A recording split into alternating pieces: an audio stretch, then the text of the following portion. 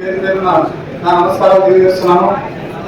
ప్రతి ఒక్క జిల్లాలో కూడా ఇట్లా ఎక్కడైతే స్ట్రీట్ లెవెల్ పాపులేషన్ ఉన్న జిల్లాలన్నింటిలో కూడా జనజాతీయ గౌరవ దివస్ అని చెప్పి కార్యక్రమాలు చేపట్టడం జరుగుతుంది.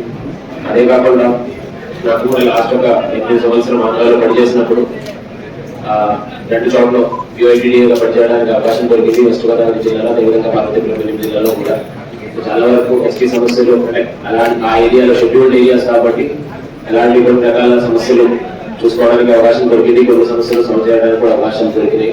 దాని కాకుండా నెల్లూరులో కూడా జిల్లా కలెక్టర్గా చేసినప్పుడు అక్కడ ఎరుకుల నాది కమ్యూనిటీలో కొంతవరకు ఆధార్ కార్డులు లేని సమస్యలు, రేషన్ కార్డులు ఇలాంటివన్నీ కొన్ని ఇష్యూస్ తెలుసుకోవడం జరిగింది.